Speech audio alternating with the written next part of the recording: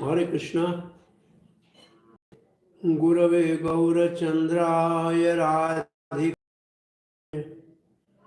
Krishnaya Krishna Bhaktaya Tadbhaktaya Namo Namaha. Om Namo Bhagavate Vasudevaya.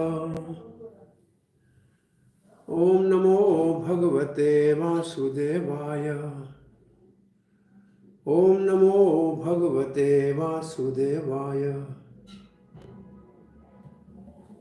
Narayanam Namaskrityam Naram Recording in progress. Devim Saraswatim Vyasam Tato Jayam Mudirayet Nashtupurayeshu Bhadreshu Nityam Bhagavat Sevaya Bhagavati Uttama Shlokir Bhaktir Bhavati Nashtaki Krishnaya Vasudevaya Devaki Nandanaya Cha Nanda Gopa Kumaraya Govindaya Namo Namaha.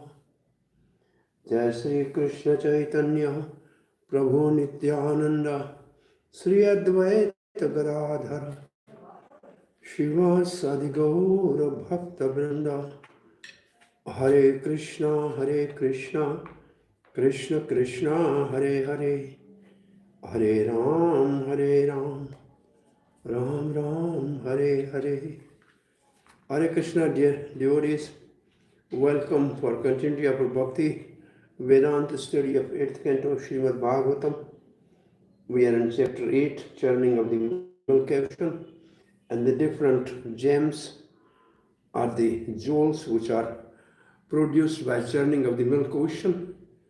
And we are discussing the goddess of fortune, Lakshmi Devi, appeared from churning of the milk ocean. And on her appearance, all the different demigods, they gave present to Lakshmi Devi, different articles. And now Lakshmi Devi is ready to select her own husband in Swayamvar, or self-selection of husband. So up till verse 16 yesterday we have done. Now we are starting verse number 17. Is it okay? That's all right?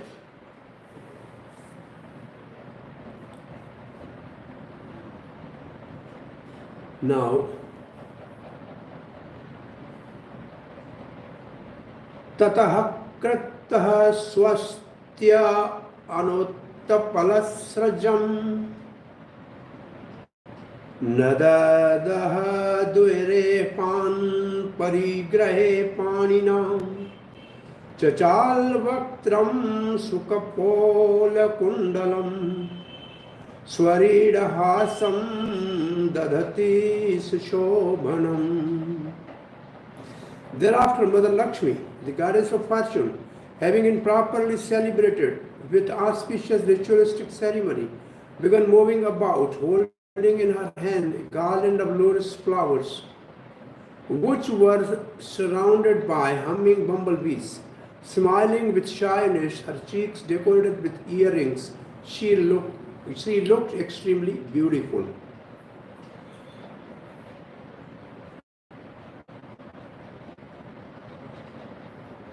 Srila Prabhupada writes, the goddess of fortune, Mother Lakshmi, accepted the ocean of milk as her father. But she perpetually rests on the bosom of Narayan. She offered benediction even to Lord Brahma and other living entities in this material world. Yet she is transcendental to all material qualities. Although she appeared to have been born of ocean of milk, she immediately restored to her eternal place on the bosom of Narayan. Chakravartipad writes, Supreme Lord is shelter of both forms of Lakshmi. Again, yesterday we were discussing two forms of Lakshmi appeared from the churning of the milk ocean. One is called Swasti Ayana, Generally, ayan means home and swasti means auspicious. Ayan means home. So she has as her abode the chest of Narayan, which is always auspicious. So what is the place for Lakshmi to reside? Chest of Narayan. And in what form she always stay at the chest of Narayan? In what form? As Srivatsachan, as a golden tuft of hair. Golden tuft of hairs. So that's called Swasti Ayana. Swasti Ayana. This has been accomplished from time without beginning, Kirta. Though her reflection, the second Lakshmi is, though her reflection, which seems to be materially situated, gives wealth to Brahma and others, this form is also beyond the gunas and is actually spiritual wealth. She eternally takes shelter of Narayana. From time without beginning, she does not accept material gunas and is naturally filled with prem. She is situated as the consort of Vishnu, giving him happiness in all his senses. That these two forms appeared from the milk ocean and then become one. She moved about to select Narayan as her eternal consort. So, is there any other example where some two things appeared separately and then merged and become one?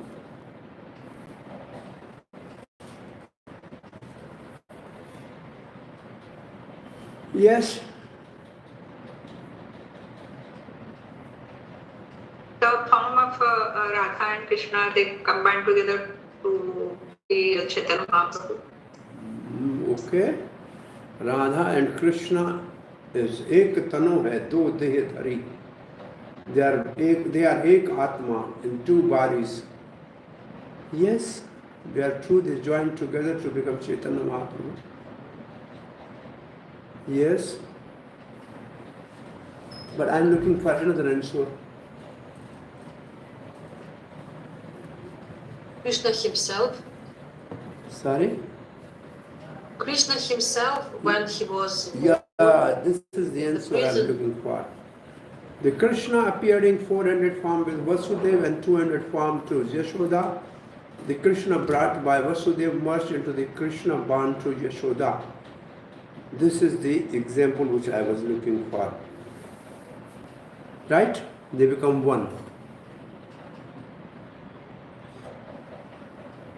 Right?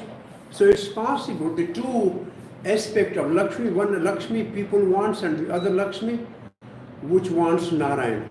So it's like that. One Lakshmi always is attracted to Narayan, the other Lakshmi the world is attracted to. It was a reflection as a wealth. Okay, we are going to the next verse. Her two breasts, which were symmetrical and nicely situated, were covered with the sandalwood pulp and kumkum powder, and her waist was very thin. As she walked here and there, her ankle bells tingling softly, she appeared like a creeper of gold. Thereafter, in the assembly, she moved about like a molten golden creeper. Verse 19. While walking among the Gandharva, Yaksha, Asura, Siddha, Charana and denizens of the heaven, Lakshmi Devi, goddess of fortune, was scrutinizingly examining them. But she could not find anyone naturally endowed with all good qualities. None of them was devoid of faults, and therefore she could not take shelter of any of them. Examining persons among the Gandharva, Yaksha, demons, Siddha, Charan and Devatas, Lakshmi could not find faultless eternal shelter with fixed auspicious qualities.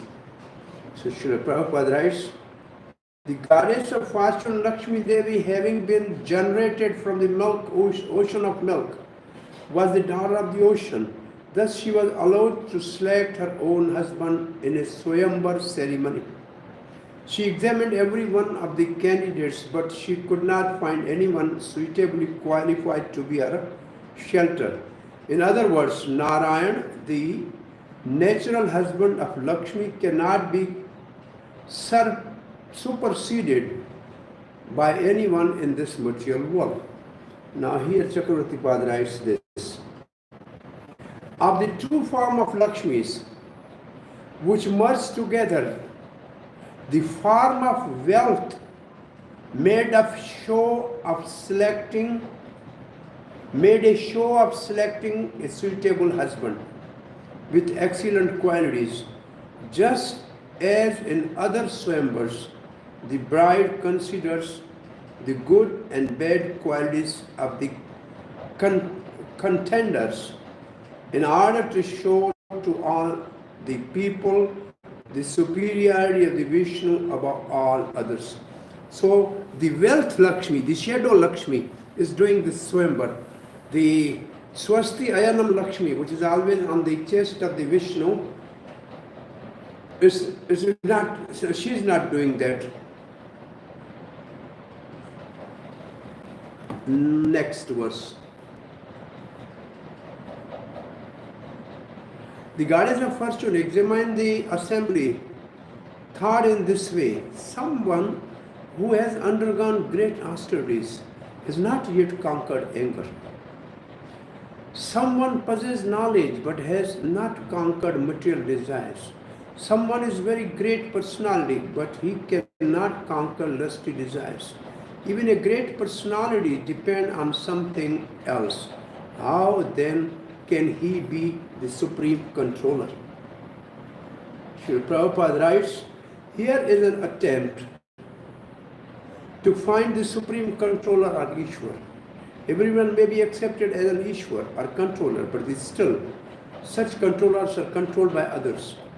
For example, one may have undergone severe austerities but still be under the control of anger. By the scrutinizing analysis, we find that everyone is controlled by something else. No one, therefore, can be the true controller but the Supreme Personality of Godhead, Krishna. This is supported by Shastra, Ishwaras Parama Krishna. The Supreme Controller is Krishna. Krishna is never controlled by anyone, for he is the controller of everyone, Sarva Karna. Now, Chakravarti Pad has given the example who is who. In 3 verses, means the verse, this verse and 2 more verses. In 3 verses, Lakshmi in the form of wealth thinks to herself the reason for selecting anyone on seeing the good qualities linked with faults. Durvasa and others cannot control anger. Thus their austerity is useless. They are good austere but no control over anger. Some persons like Brahaspati have knowledge but is not without material attachment. Thus it is useless. Some like Brahma have great power but they also have lust. Thus their greatness is useless. How can persons like Indra, who become without shelter from enemies of the Supreme Lord, can be of any use? So here is some list in your quality: austerity, defect, anger, example Durvasa and others. Knowledge, material desire, knowledge, but material desires, Brahaspati. Great, lusty desire, Brahma. Quality, great person, fault, depends on other, Indra. Now, there is a knowledge of religion, is a quality. Defect is not kind to jivas, Shukracharya, Parsuram.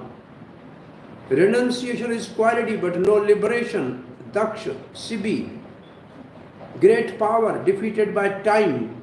Shumba, Nikumba, Ravana, Kartvik Arjun, Hiranyakashipu. Renunciation, no equal to Vishnu, Narad and Kumar. Longevity, no good behavior, Bali, Lomas, Rishi, Markandeya Rishi. Good behavior, less lifetime, son and daughters of Manu. Eternal time, quality. Inauspicious habits, Lord Shiva. Well qualified.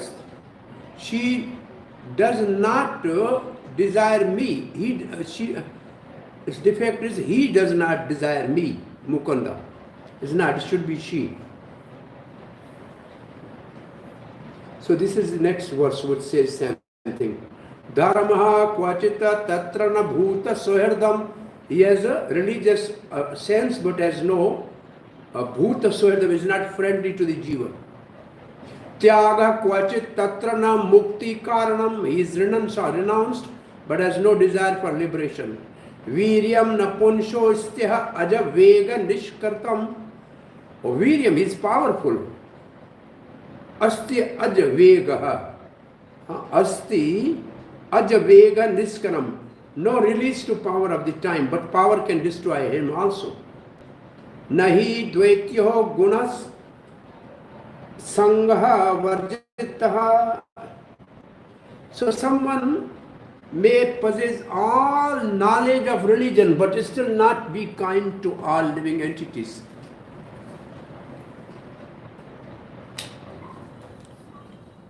And if someone, whether human or demigod, there may be renunciation, but that is not the cause of liberation.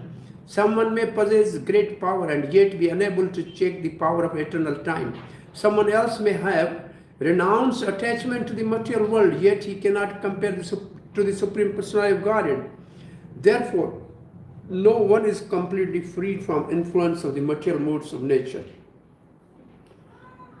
Here, Srila Prabhupada writes, the statement Dharma kvachit tatra na bhuta sohrdam is very important in this verse. Now, Srila Prabhupada is using this word in a modern context of the religious people.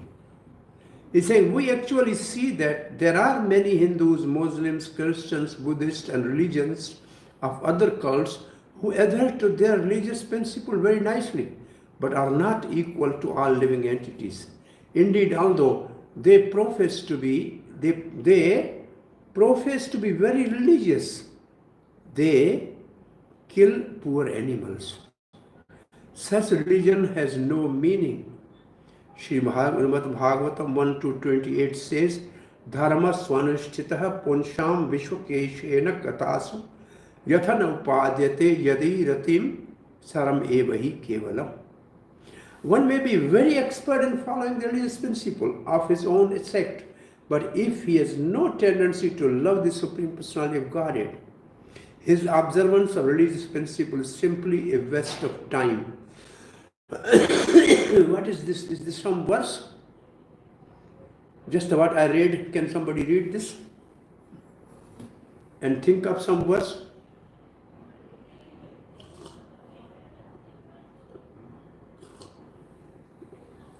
Yes, there's only one religion. And what is that religion? To love the personality of Godhead. That is called Paramadharma. Yes, this is the verse I am looking for. So there is different dharma. There is a dharma for karma kandis to go to the heaven. There is a dharma for gyanis to merge in a Brahma.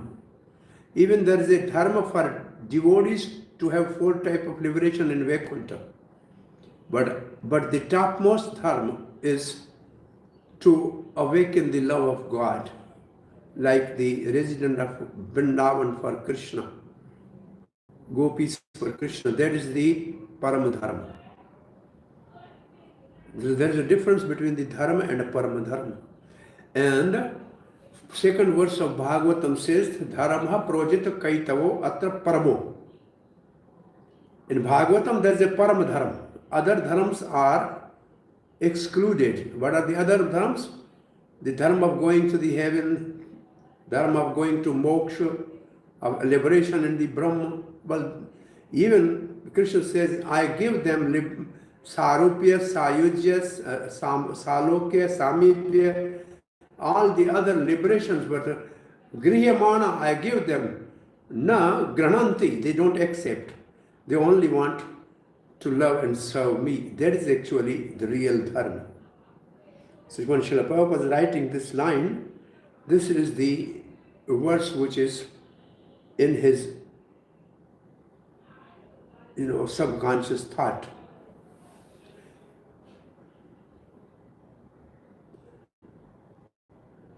One must develop a sense of loving Vasudeva. Vasudeva Sarvamiti Mahatma Sadurlava. The sign of devotee is that he is friend to everyone, so the Sarvabhaumanam 529. A devotee will never allow a poor animal to be killed in the name of religion. This is difference between superficially religious persons and the devotees of Supreme Personality Godhead. We find that there have been many great heroes in the history, but they could not escape from the cruel hands of death.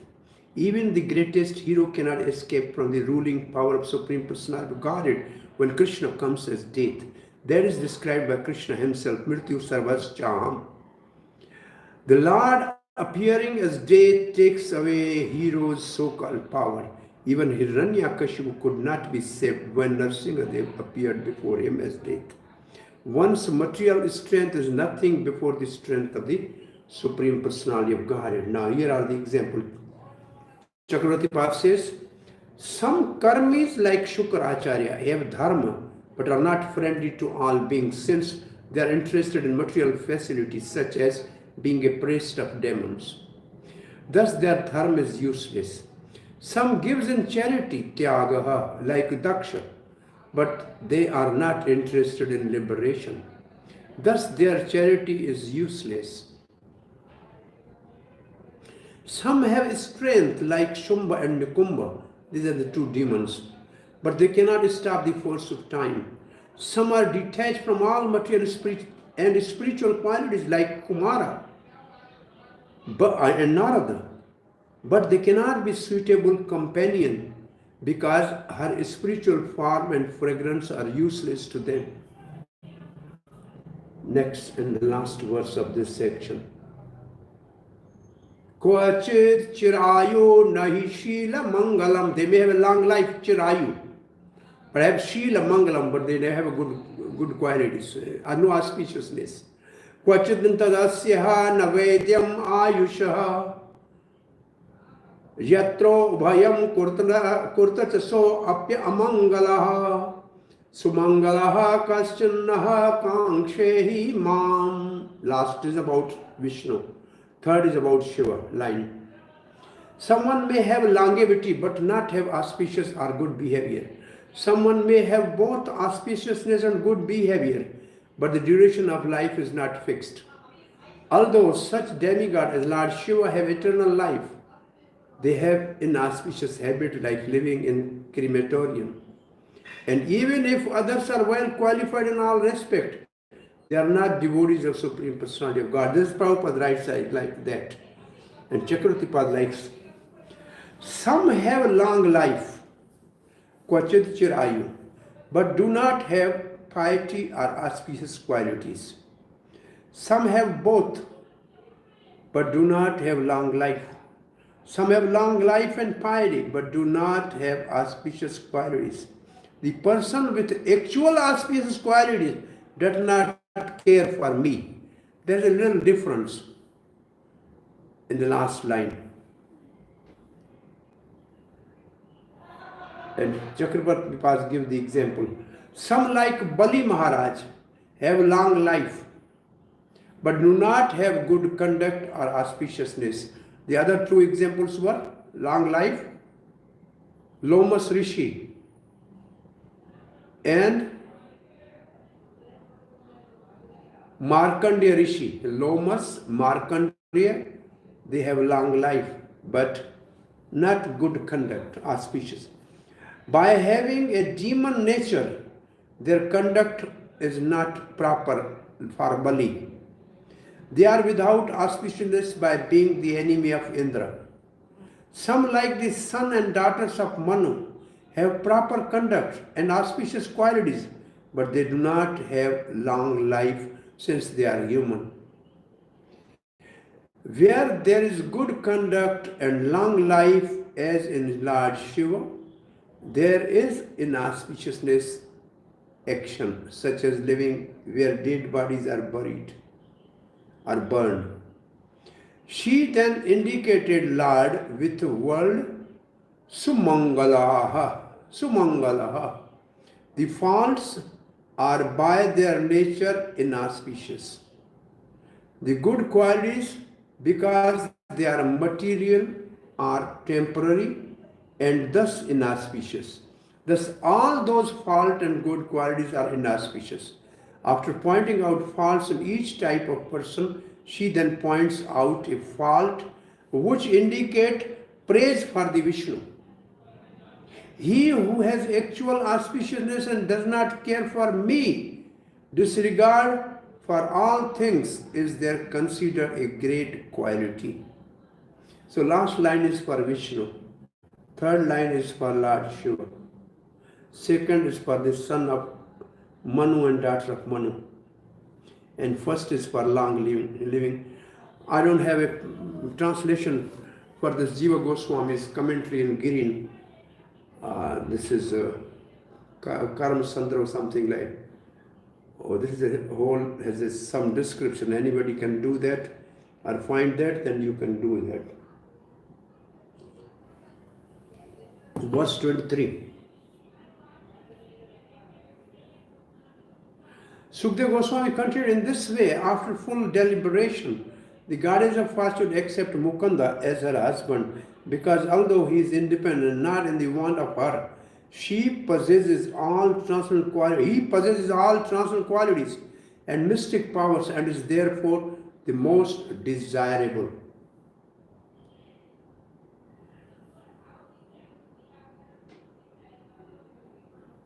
In this way, after full deliberation, since his qualities were fixed, Avibhachari Sadgunai, and he was independent, Nij Ek Ashritya, is dependent on himself. The goddess of fortune, Rama, accept as her husband, Vavare Varam, excellent, most desirable Mukunda, Mukunda Varam Ipshatam, endowed with all good qualities, Swagunaihi Apekshatam, and not material qualities, Agunashriyam, who was not dependent on her Nirpeksham.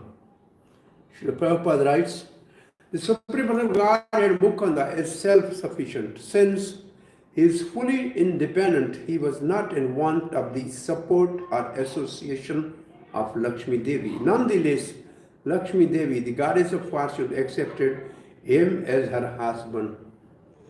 Considering in this way, Rama selected Mukunda as her husband. But if he is indifferent to her, she should be indifferent to him. But he is endowed with all qualities such as mystic power of anima. She thought as follows: though the Lord is by nature indifferent, he does not neglect his mystic powers, which are dependent on him. Similarly, he will be dependent on me. Though he is indifferent, he will not neglect me. I can be successful by serving him. What is the use of material persons? He is the best, having the best qualities which are eternal. Avivichari Sadgunai. He is without material qualities. I accept him because he is his own shelter. Nij ek ashriyata. Next verse 24. Approaching the Supreme Personality of Godhead, God's fortune placed him placed upon his shoulder the garland of newly grown lotus flowers, which were surrounded by the humming bumblebees searching for honey. Then, expecting to get the place on the bosom of the Lord, she remained standing by his side, her face smiling in shyness.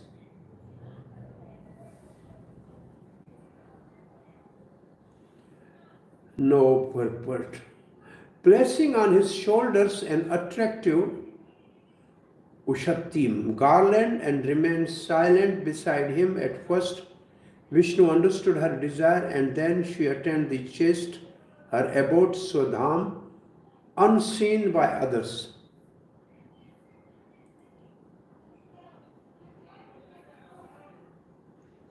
Part 25.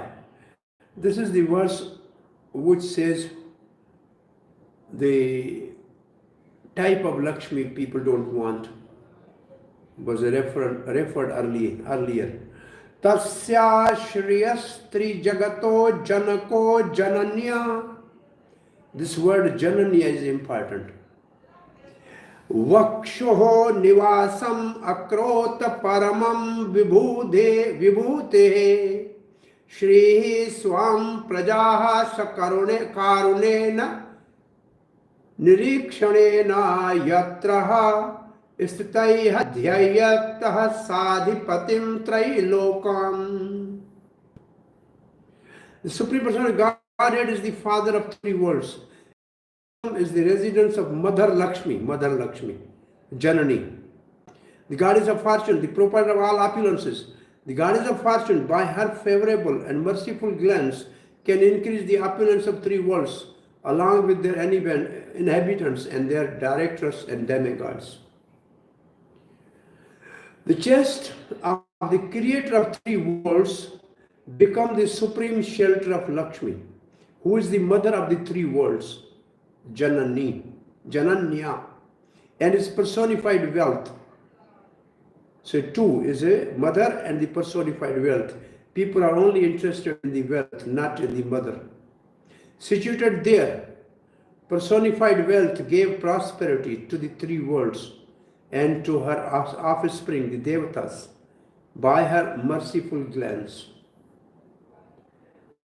According to the desire of Lakshmi Devi, the goddess of fortune, the Supreme Personal Godhead made his bosom her residence, so that by her glance she could favor everyone, including the demigods, ordinary human beings. In other words, since the goddess of fortune stays on the bosom of Narayan, she naturally sees any devotee who worships Narayan. When the goddess of fortune understands that devotee is in favor of devotional service to Narayan, she is naturally inclined to bless the devotee with all opulences. The karmis try to receive the favor of mercy of Lakshmi, but because they are not devotees of Narayan, their opulence is fulcrum. This is Velda Lakshmi. The opulence of devotees who are attached to the service of Narayan is not like the opulence of karmis.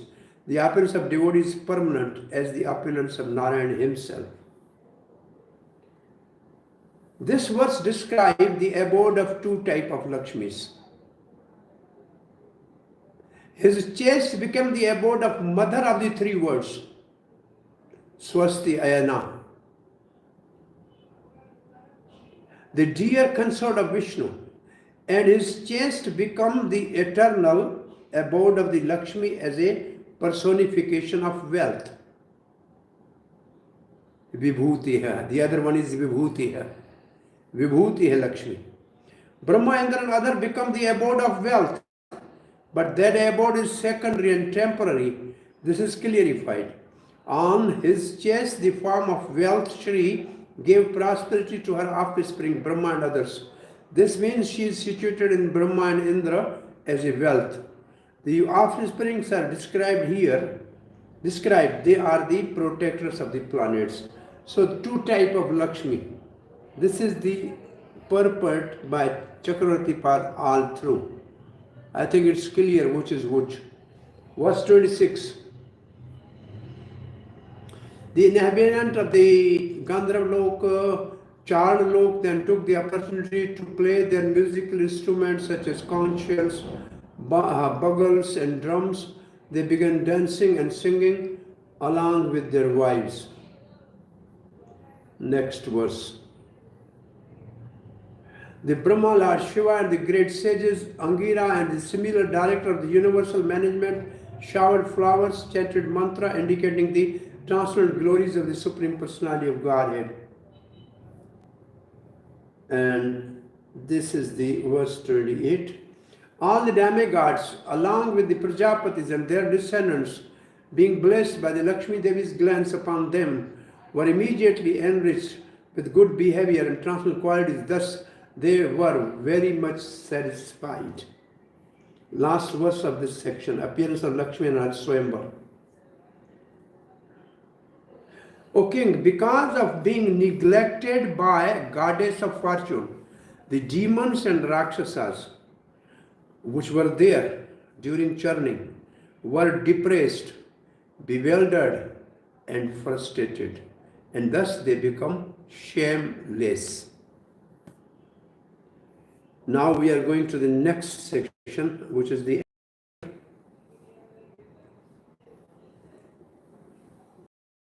Lord Dhanvantri appears with nectar and the from him. Now there's one more jewel is coming. Atha Siddharuni Devi Kanya Kamala Lochana Asuraha Jagrotam VIHE Anumatena Chte. Then next appeared Varuni, the lotus-eyed goddess who controlled drunkards. With the permission of Supreme Personality of Godhead, Krishna, which is here Ajit, the demons headed by Bali Maharaj took possession of this young girl. Varuni means liquor, which is the food of Varuna. Next came Attha udadheha mathyamanat kashappaihi amrita Udatishtan Maharajaha Purushaha Paramadbhutaha. O king, thereafter, while the son of Kashyapa, both demons and demigods were engaged in churning the ocean of milk, a very wonderful male person appeared. Then the characteristic of male person.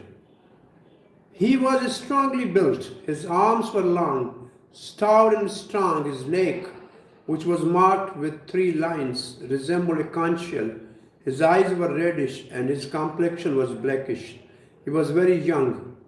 He was garlanded with flower and his body was fully decorated with various ornaments. Next verse. Verse 33. He was dressed in a yellow garment and wore brightly polished earrings made of pearls. The tip of his hairs were anointed with oil and his chest was very broad. His body had all the good features. He was stout and strong like a lion, and he was decorated with bangles. In his hand he carried a jug filled to the top with nectar.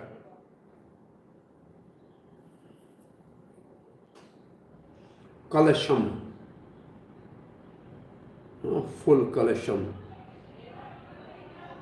Amrita Purana Kalasham. Amrita nectar, Puran full, Kalasham pot. Now 34. Savai Bhagavata Sakshad Vishnu Ansa Sambhava Dhanavantri Rahiti Khyata Ayurveda Dikyabhaka. So this person was Dhanvantri, another incarnation in this episode. A plenary portion of Lord Vishnu. He was very conversant with the science of medicine, Ayurveda, and is one of the demigods. He was permitted to take a share in sacrifice. Ijya bhaka. Ijya means sacrifice, Bhak means enjoy. Purport. Madhvacharya remarks, Dhanvantari, who was carrying the jug containing nectar, was a plenary incarnation of Supreme Personality of Godhead, but although he was very strong, the asuras were able to take the jug of nectar from his hands. Now, verse number 35. Upon seeing Dhanvantari carrying the jug of nectar, the demons, desiring the jug and its content, immediately snatched it by force. So, before we go further, how many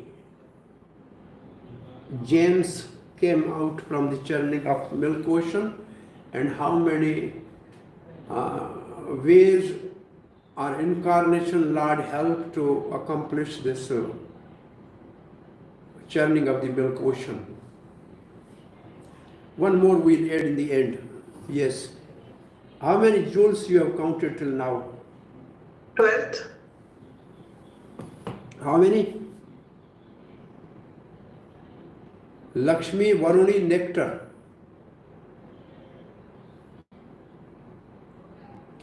3 we have completed today. And how many? 17.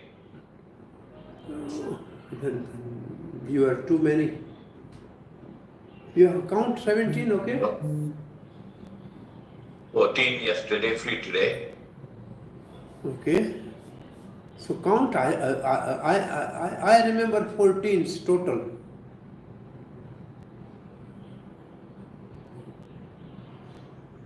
Yes. Count. Everybody should count. One by one. Start with poison. Prabhuji, there is a confusion. Like Airavat and 8 elephants should counted as 1 or 2. If you count 2, then what happens? How much it is going to be? And also Kaustubh Mani and Padmarag Mani, they are 2 or 1. It should be 2. Then we will have right count. The elephant should be 2 and the money should be 2. Then how many?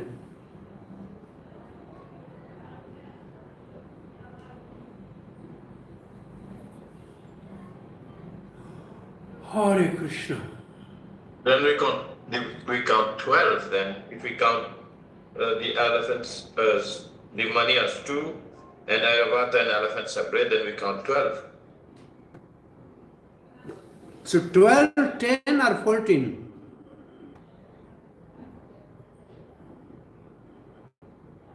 I think 14 if we count separately elephants, Airavats and 8 elephants. Separately? And the 2 types of Money? 14. Then it is 14. Huh? Yeah. I think this is maybe the 14. I remember Radha Govind Maharaj used to say 14 Ratan came from churning of milk ocean. But I don't know where is a moon also. They say moon came out of that. Therefore, moon is Yes, called. Prabhuji, moon, bow and conch shell. Where are they? Not in this description. We don't have this, right? No, in this description they are not there, but Maharaji always told that they also came from churning. And there is a verse, I don't know where, but there is a verse in which demigod, in which demons says to Mohini that all the 14 gems are in your body, and from there Maharaj told that there are 14 gems. Right. So I remember moon because moon is called brother of poison. Is a Vishbandhu. When Krishna was praising Radharani that you are like moon, and she said, no, moon is a friend of the poison. I am not like that. So I am not a Vishbandhu. So there's a moon came from that also.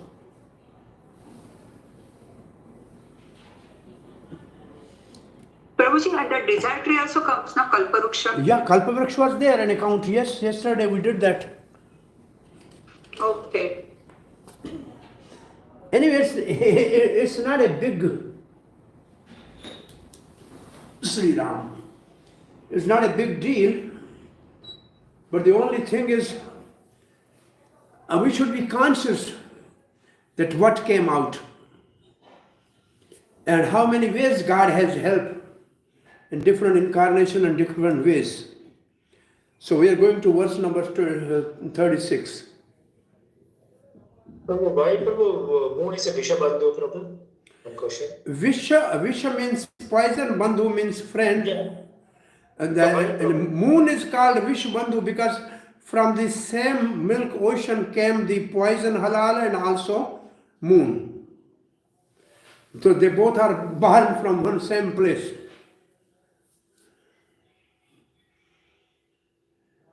Bandhu in that case would mean related, right? Yes. Bandhu means related, coming from the same place. Oh, there were 20. Prabhuji, Dhanvantari is also considered as gem. Instead of gem, we should count as a incarnation of God in helping to bring nectar. Okay. Like we are not counting tortoise and other as a gem somehow. So this is Supreme Lord. When the jug of nectar was carried off by the demons and the demigods were morose, thus they sought shelter at the lotus feet of Supreme Personality of Godhead Hari. Now this verse number 37. Iti tadadainyamālokya bhagavan bhratya kama krita. Iti, like this. Tadadainya, their poor condition, their depression, demigods. Alokya, observing, seeing. Bhagavan bhratya kama kritya.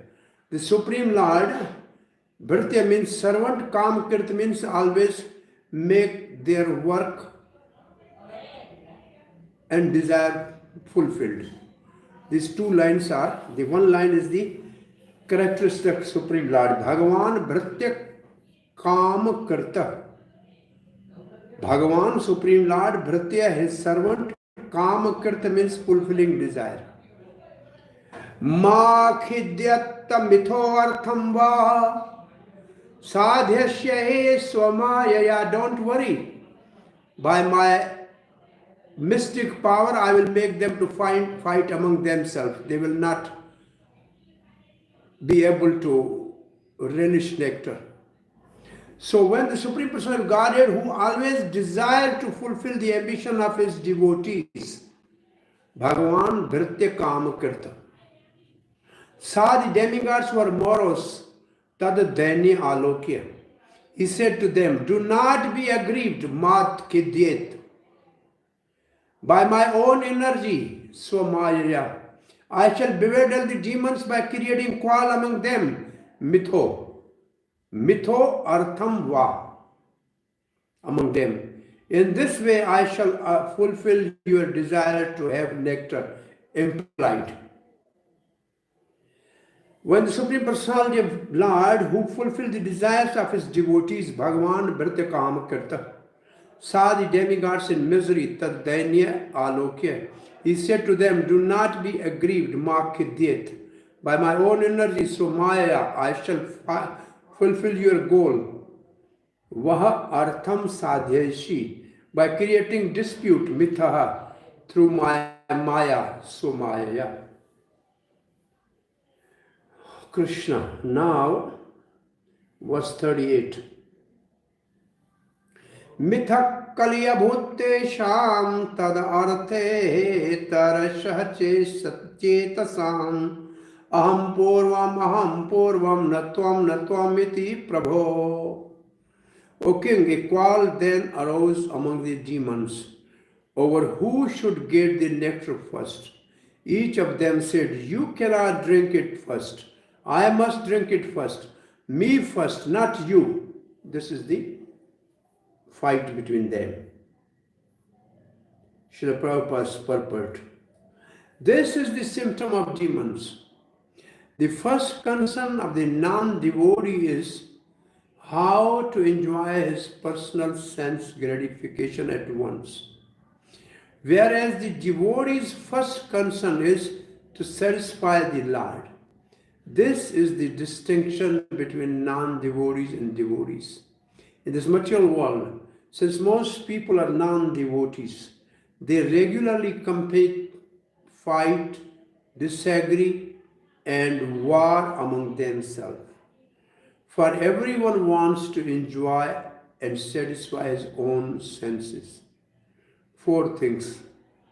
Non-devotees compete, fight, disagree, and go for war. Therefore, unless such demons become Krishna consciousness and are trained to satisfy the senses of Lord, there can be no question of peace in human society or any society, even that of the demigods. The demigods and devotees, however, always surrender to the Lord's lotus feet, and thus the Lord is always anxious to satisfy their ambitions. While the demons fight to satisfy their own senses, the devotees engage in devotional service to satisfy the senses of the Lord. The members of the Krishna conscious movement must be alert in regard to this point, and then their preaching of Krishna consciousness movement will be successful. What is this point? Can somebody tell me what is this point?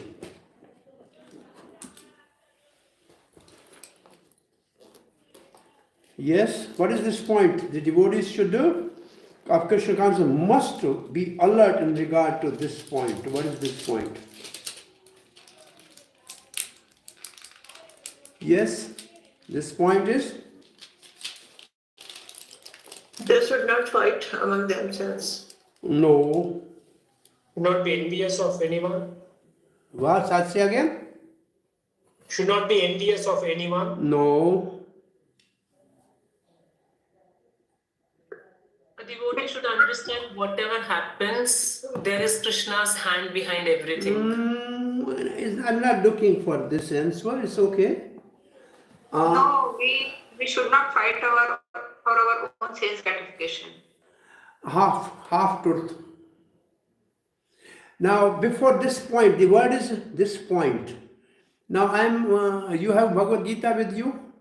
I think when you have soft copy, go to the preface of Bhagavad Gita on the last page in preface. Srila Prabhupada writes, everybody wants to be happy, but nobody is happy by enjoying his own senses. And then Prabhupada writes, we have to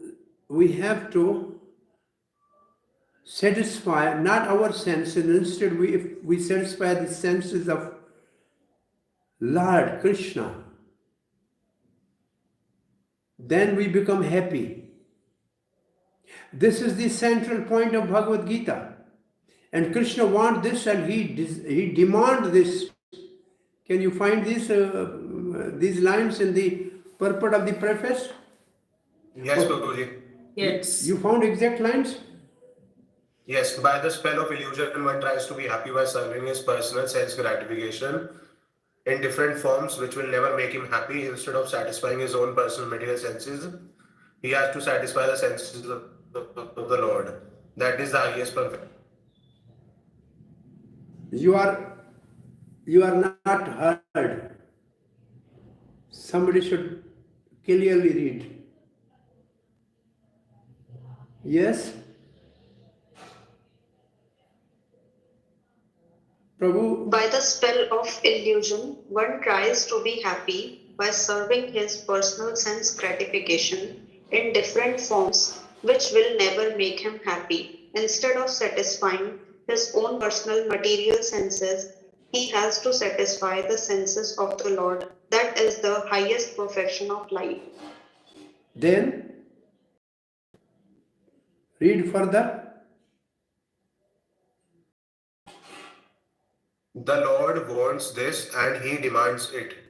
One has to understand this central point of Bhagavad Gita. Yes, this is central point. Now see here, this is the point. This is the central point, Gita. This is what Prabhupada is writing this. Instead of trying to satisfy or satisfy his own senses like demons, the devotee should always be ready to satisfy senses of Krishna. This is the point. Krishna demands this. Can you see the two lines? He wants this and he demands this. Is that he wants and demands? What is the word there? Yes.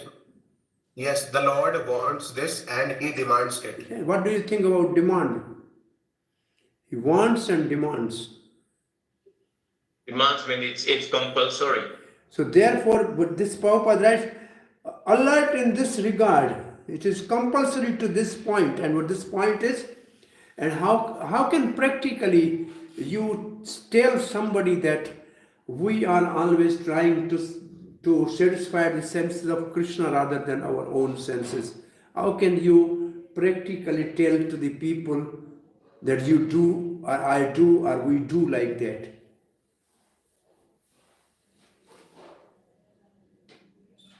We are working according to his desire, what he wants, what he has told in Bhagavad Gita. And that is preaching, that he tells in the 18th chapter, the one who talks about this is the most dear to me.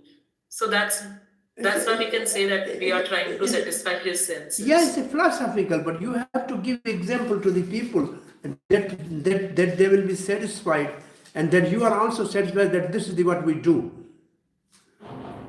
What we do. Very simple. Everybody knows this, only you have to put in your words. Loving devotional service. It's okay. I don't want philosophy, I want practical example. Whatever we eat, we offer and Yeah, eat. this is I am looking for, very simple. You got a beautiful, very tasty preparation. If you are demon, you will enjoy yourself. If you are devotee, you will offer first to Krishna. So simple, everyday business. Right? Is it clear? Everything, but this is a very simple thing. You give the same thing to the two persons. One person will just enjoy immediately and the other person will immediately offer to Krishna and then he will take prasad. This is the difference.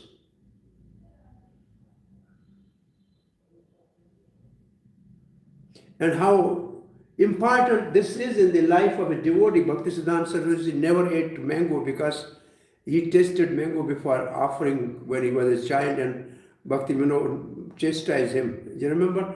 So how much is this important in a devotee's life?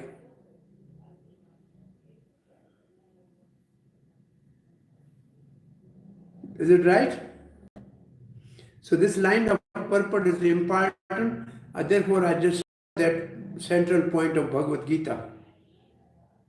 And this should be actually, Prabhupada, the members of Krishna conscious movement, we all must be alert in the regard to this point. Alert in regard to this point, that we have to satisfy Krishna. I remember Indradyumna Maharaj said once that when I was president in France, my only one business was how to provide everything first class to the deities, to Krishna. Best bhoga, excellent jewelry, the exquisite outfits. This was only my concern. And rest, all the maintenance of the temple and devotees, Krishna used to carry out. I was simply concerned to please Krishna and the rest was automatically carried out by the mercy of Krishna. So this consciousness to always satisfy Krishna. Consciousness should be, how can we Krishna? All our endeavors should be for Krishna Priti Arthe. Krishna Priti means for the pleasure of. Arthe means our purpose of all endeavor is to please Krishna. And for pleasing Krishna, we have to please the spiritual master and Vaishnava. Therefore, the proper consciousness is all our endeavors should be to please Hari, Guru, Vaishnava. Hari, Supreme Lord Sri Krishna, Guru, the spiritual master, and Vaishnava, the whole Vaishnava community. This should be the consciousness of a devotee. Is it okay? We are going to the next verse. Mitha means in private as well as mutually. So myth has two meanings. Their mind filled with desire and being of equal strength, they spoke to each other, these demons. They said repetitively, I shall drink first since I come from good family. No, you cannot drink first because you come from a bad family. In this way, they fought among themselves. Verse 39 and 40.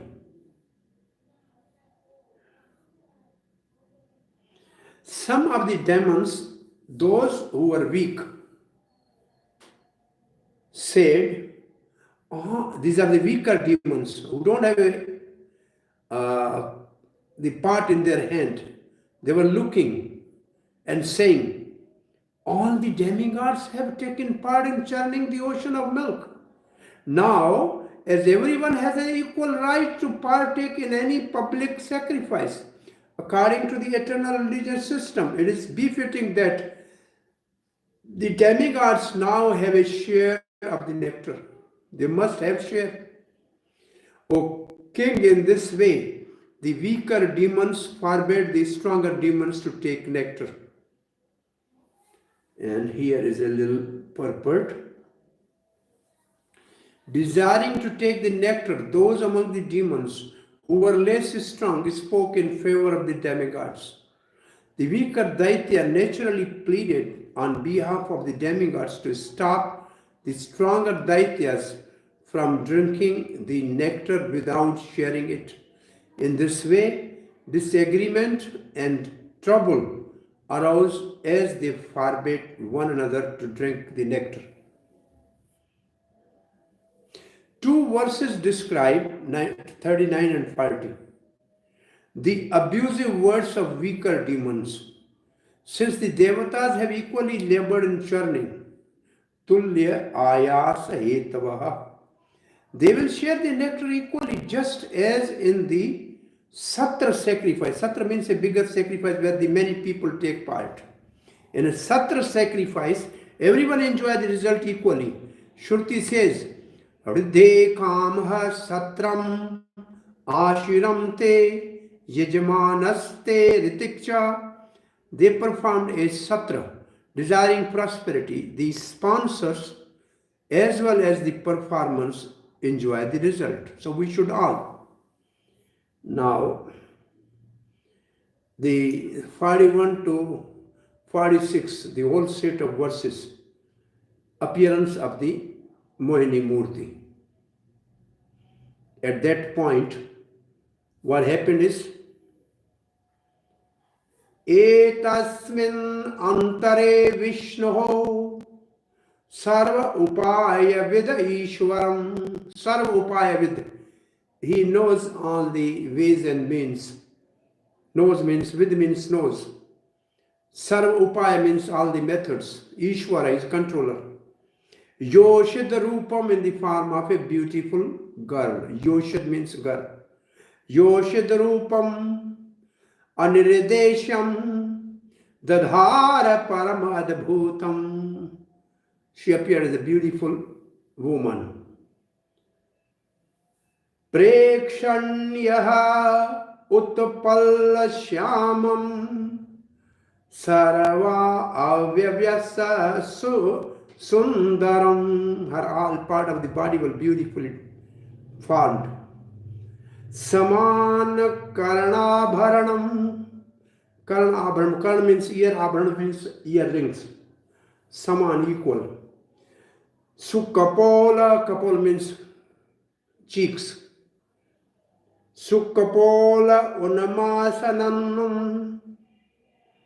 Oh, now I cannot see properly the words because the screen started shaking. Time is getting more than 1.5 hours. Supreme Personal Godhead Vishnu, who can counteract any unfavorable situation, then assume the form of an extremely beautiful woman. This incarnation as a woman, Mohini Murti, was most pleasing to the mind. Her complexion resembled in color to newly grown blackish lotus, and every part of her body was beautifully situated. Her ears were equally decorated with earrings. We have read up till this. Her cheeks, also Kapol, were beautiful. Her nose was raised and her face full of youthful luster. Her large breasts made her waist seem very thin. Attracted by the aroma of her face and body, bumblebees bummed around her, and thus her eyes were restless. Her hair, which were extremely beautiful, was garlanded with malika flowers. Her attractively constructed neck was decorated with necklace and other ornaments. Her arms were decorated with bangles. Her body was covered with a clean sari. It's also clear. And her breasts seemed like island in an ocean of beauty. Her legs were decorated with ankle bells. Because of her movement of her eyebrows, as she smiled with shyness and glanced over the demons, all the demons were saturated with lusty desires, and every one of them desired to possess her.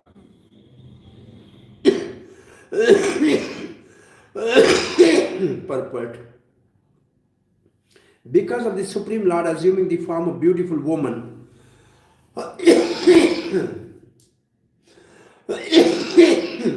to arouse the lusty desire of the demons, a description of her complete beauty is given here. That's the end of purport, Bhaktivedanta purport of this chapter. Chakravartipad writes,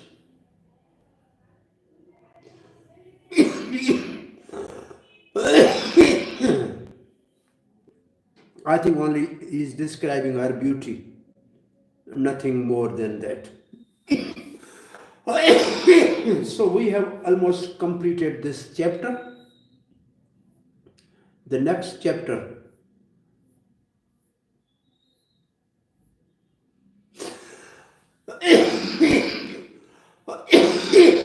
Sri Radhe.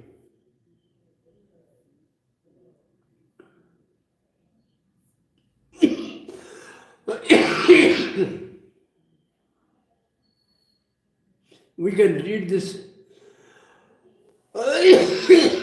summary of the somebody can read the summary of the next chapter 9. Yes, Prabhuji, may I read? The Lord incarnates as Mohini Murti. This chapter describes how the demons, being enchanted by the beauty of the Mohini form, agreed to hand over the container of nectar to Mohini Devi, who tactfully delivered it to the demigods. When the demons got possession of the container of nectar, an extraordinarily beautiful young woman before them. All of the demons became captivated by the young woman's beauty and became attached to her. Now, because of the demons were fighting among themselves to possess the nectar, they selected this beautiful woman as a meditator to settle their quarrel. Mediator. Taking advantage of their weakness in this regard, Mohini, the incarnation of the Supreme Personality of Godhead, got the demons to promise that whatever decision she might give, they would not refuse to accept it. When the demons made this promise, the beautiful woman, Mohini Murti, had the demigods and demons sit in different lines so that she could distribute the nectar. She knew that the demons were quite unfit to drink the nectar. Therefore, by cheating them, she distributed all the nectar to the demigods. When the demons saw this cheating of Mohini Murti, they remained silent. But one demon named Rahu dressed himself like a demigod and sat down in the line of demigods. He sat beside the sun and the moon. When the Supreme Personality of Godhead understood how Rahu was cheating, he immediately cut off the demon's head. Rahu, however, had already tasted the nectar, and therefore, although his head was severed, he remained alive. After the demigods finished drinking the nectar, the Supreme Personality of Godhead assumed his own form. Shukdev Goswami ends this chapter by describing how powerful is the chanting of the holy names, pastimes, and paraphernalia of the Supreme Personality of Godhead. So, Chakravarti Pad writes, the 9th chapter describes how Mohini bewilders the demigods and cheats the demons. Bewilder and cheats the demons. Give the nectar to the demigods to drink, and how Rahu is beheaded. So these are the 3 pastimes in this chapter. So first 8 verses, 1 to 8 verses. Demon afflicted by lust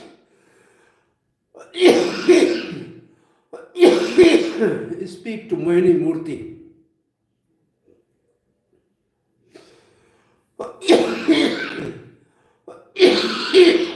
I think my computer and myself both are getting exhausted. Sri Shukovacha. Te anyo anya asura patram harantas tyaktaha sohirdaha kshipanto dasyo dharmanu ayantim tadrisho istriyam. Sukdev Goswami said, thereafter the demons become inimical towards one another, throwing and snatching container of nectar. They gave up their friendly relationship. Meanwhile, they saw a very beautiful young woman coming forward towards them. Verse 2. Aho rupam aho dharma aho asyan navam vayaha iti te tam abhidrutya prapuchor jata hirshya.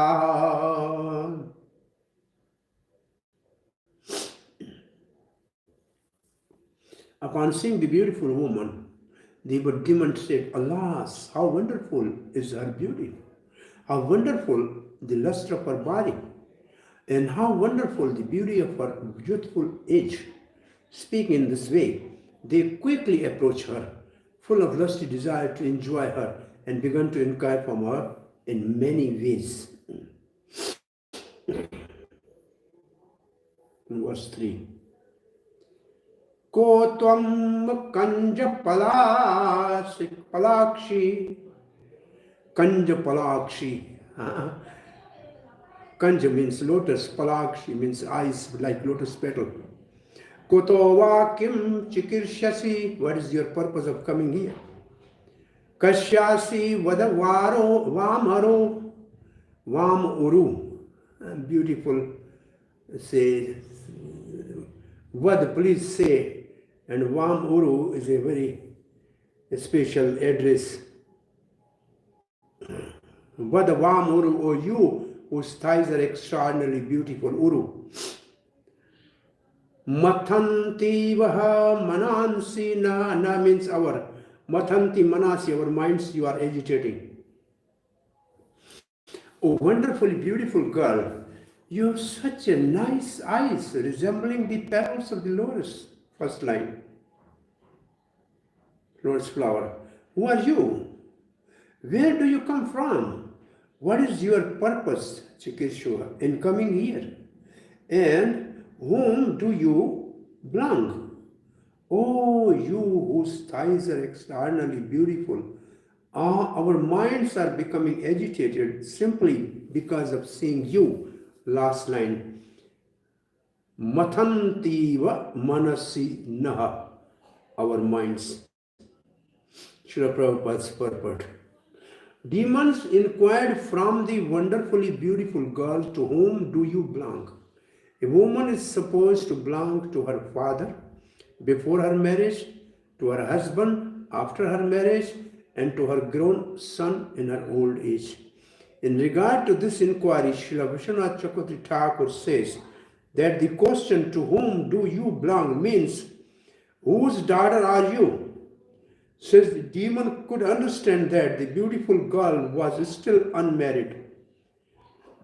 Every one of them desired to marry her.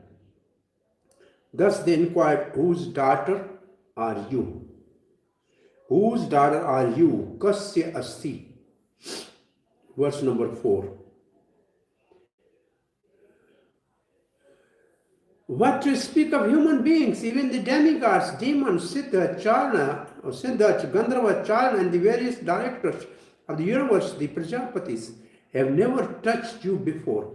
It is not that we are unable to understand your identity. It is not that we are not able to understand. We understand. What to speak of human beings? Even the Devatas, demons, Siddha, Gandharva, Chalana, and the various directors of the universe, or the Prajapatis, Lokishaha, have never touched you before. Tvam na sprashta purvam. It is not that we are unable to understand this. Na vayam janimo. Prabhupada's purport. Even the Asuras observed the etiquette that no one should address a married woman with lust. The great analyst Chanakya Pandit says, Matravat paradareshu. One should consider another's wife to be one's mother. Matravit, like mother. Par means other person. Dareshu means wife. Matravat paradareshu. Asuras and demons took it for granted that the beautiful woman, young woman, Mohini Murti, who had arrived before them, was certainly not married. Therefore, they assumed that no one in the world, including the demigods, the Gandharvas, the Charanas or Siddhas, had ever touched her. The demons knew that the young girl was unmarried. And therefore, they dared to address her. They supposed that the young girl, Mohini Murti, had come there to find a husband among all these present. And the Daityas, and the demons, and the Gandharvas, and so on. It is not that we do not, Hare Krishna, that we not know that you have not been touched by Devatas and others. We know that. They imply. Have you come here for choosing the husband? Sri Radhe. Somebody should read the verse number 5, translation.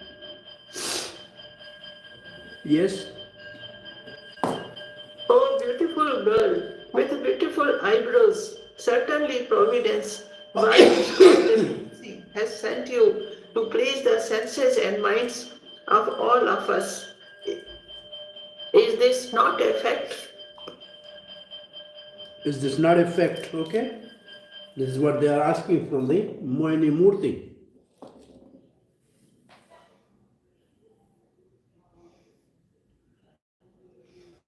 What is necessary of knowing her intention? We have become successful just by seeing her. Verse number 6. We are now all engaged in enmity among ourselves because of this one subject matter, the container of nectar. Although we have been born in the same family, we are becoming increasingly inimical. O thin-waisted woman, who are so beautiful in your prestigious position, we therefore request you to favor us by settling our dispute as a mediator. The demon understood that the beautiful woman had attracted attention of them all. Therefore, they unanimously requested her to become the arbiter to settle their dispute.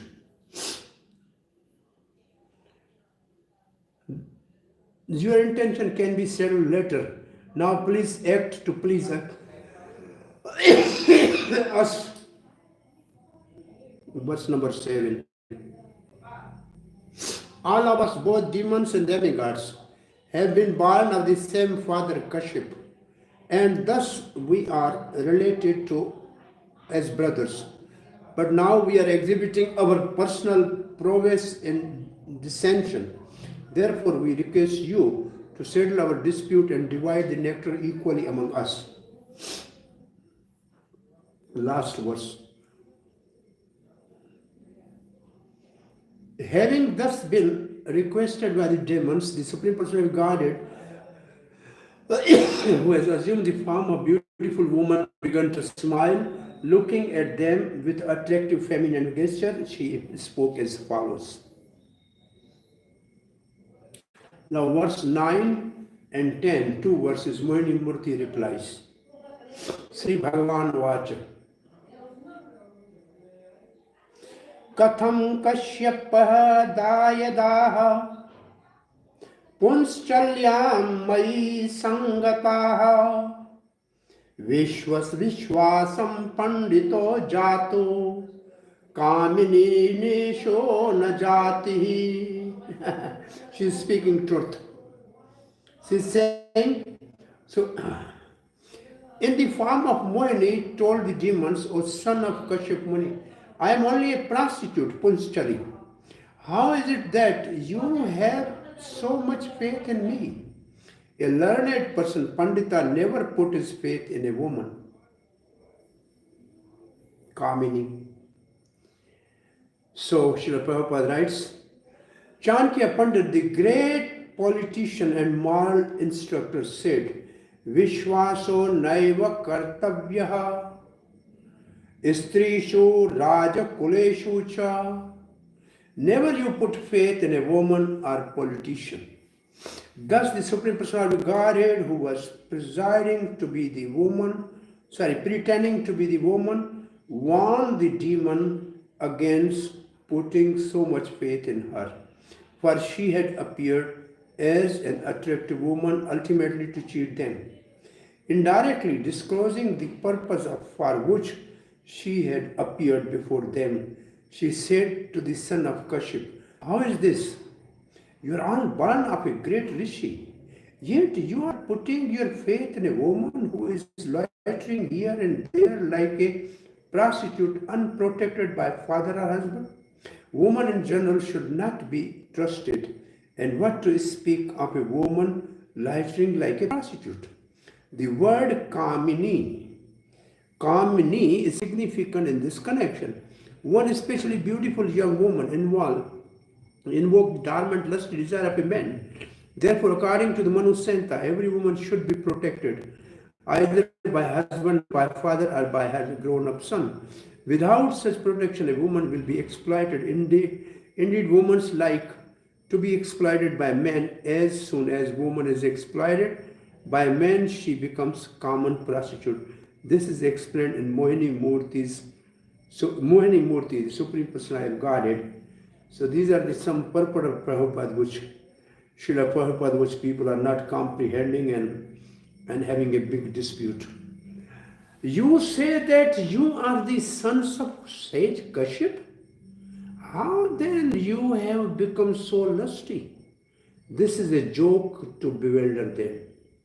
We cannot be controlled by our emotion through any woman, but we have been conquered by your purity. But I am just a prostitute. Shall we praise the limit of your lack of desire? You have not even smelled the scent of a man from a childhood. You are speaking like this to hide yourself. Prostitutes among women claim they are pure. We desire to give everything to you because you are without duplicity, which is very unique among women. With a steady gaze produced out of astonishment at their mental world, she then spoke, O wise man, do not put faith in me if you desire your own good. What I speak externally has the opposite meaning. Internally, since I understand that you are learned, you should do what is proper. One should understand there is an internal meaning to the previous and the later events. Though you think that I am pure, one should know that internally I have lust since youth. Being filled with lust and being a woman and not having protection of a husband or a son, how could I not become prostitute? Therefore, you should not trust me at all. Anyway, this is the Chakravarti purported last verse of the Mohini Murti. Salvakranam salvarikkanam strinam cha swarininam suradvesha sakhyani ahor anityam nutanam vichinvatam. Salvi Vakan, O monkeys, jackals and dogs. Salavirkanam, monkeys, jackal and dogs. Strinam, and of the woman, especially women who are independent. Swarinyam, Suradvesha or demons. Sakhyani, friendship. Aho is said. Anityani, temporary. Nyutam, new friends. Vichintan, all of them are thinking. O demons, as monkeys, jackals and dogs are unsteady in their sexual relationships and want newer and newer friends every day. Women who live independently seek new friends daily. Friendship with such a woman is never permanent. This is the opinion of learned scholars. Hare Krishna. Just now, Prabhu, can I ask a question? Then what should we do? Please listen to the conclusion. Salvaka means monkeys, jackals and dogs according to the Amar Kosh. Now we end here. Tomorrow we will start from the 11 to 23. Mohini Murti delivers all the nectar to Devatas or the demigods. Okay, we end here, and now your question or comment or something which we will discuss now. Welcome. Yes. Hare Krishna. Can I ask a question on the 9th verse? You said that this purport by Srila Prabhupada is debated and not understood correctly. So what is the correct understanding of this purport by your opinion? I mean, this and some other purports like this, which Srila Prabhupada has written with a clear understanding and scriptural insight and understanding, but some devotees with a equal right for all individuals, man and woman, have some sort of disagreement with such purpose, and therefore there is always some commotion, particularly when something like this, woman needs to be exploited and something like that, once they were the editors and they were maybe the very learned scholars, but somehow this is, in some circles, this has appeared recently, and therefore I just said that we have to accept as it is what Prabhupada said and not listen to the modern reformers and those who opinion their concern because of the modern view of the socio-political equal right, something like that. Prabhupada never accepted that. Hare Krishna, yes.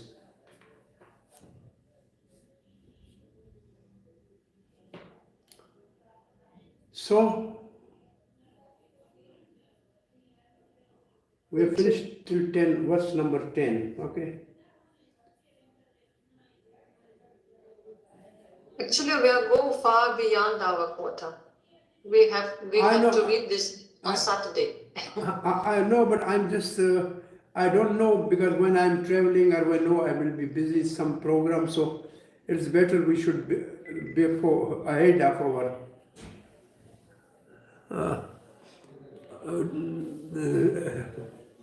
required quota. That will be nice. But I think there's nothing much to discuss as far as I know. It is just not much philosophical discussion. Mostly it is just pastime.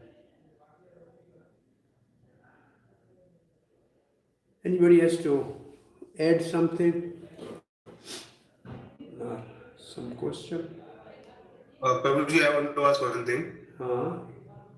In previous chapter, in verse 25, when there was mention of two kind of Lakshmi, it is written, Lord Vishnu's chest became the abode of two types of Lakshmi.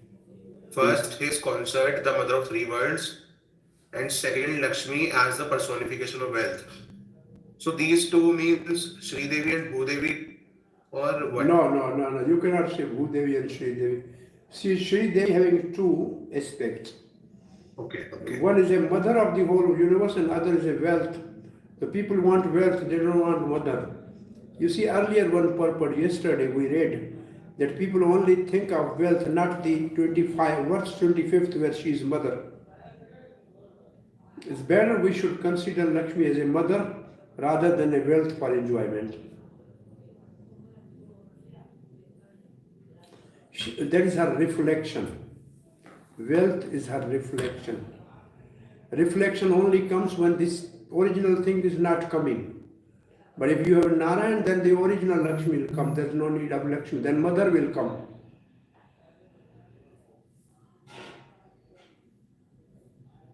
So these both are Sri Devi only. Yeah, the Sri Devi with the two aspects. The motherly aspect and the vibhuti. This is the word there is a vibhuti. Swasti Ayanam and vibhuti. Swasti Ayanam is a Mother Lakshmi and vibhuti is a wealth Lakshmi. Okay, Prabhuji, thank you so much.